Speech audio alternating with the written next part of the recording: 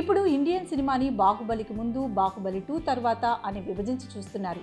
Baahubali create చేసిన అద్భుతం అలాంటిది. మరి బాహుబలి 2 సాధించిన ఈ అఖండ విజయం వెనుక రాజమౌళి ప్లానింగ్, ప్రతిభతో పాటు ప్రభాస్ పడ్డ కష్టానికి అందరూ ప్రశంసలు కురిపిస్తూ ఉంటే, ఈ అనూహ్య విజయం వెనుక ఒక సెంటిమెంట్ కూడా ఉంది అన్న విషయం ఇప్పుడు బయటకు వస్తుంది. ఏప్రిల్ 28 ఈ డేట్కు గతంలో కూడా తెలుగు సినిమా రికార్డులను తిరగరాసిన చరిత్ర ఉంది. 40 సంవత్సరాల క్రితం సీనియర్ ఎన్టీఆర్, రాఘవేంద్ర రావుల కాంబినేషన్లో వచ్చిన అడవి రాముడు సరిగ్గా ఇదే ఏప్రిల్ 28న విడుదలై ఆ రోజుల్లో తెలుగు సినిమా కలెక్షన్స్ రికార్డులను బ్రేక్ చేసింది.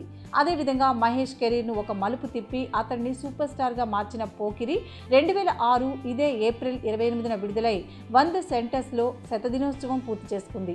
ఇలా ఈ డేట్కు టాలీవుడ్ కలెక్షన్స్ను తిరగరాసిన సెంటిమెంట్ ఉంది. అందువలనే బాహుబలి 2 సాధించిన ఈ ఘన విజయం వెనుక ఒకనాటి ఎన్టీఆర్, ఈనాటి మహేష్లకు సంబంధించిన ఆనాటి ఆ సినిమాల సెంటిమెంట్ కలిసి వచ్చింది అనే కామెంట్స్ వస్తున్నాయి. సినిమా ఇండస్ట్రీ అంటేనే సెంటిమెంట్లు.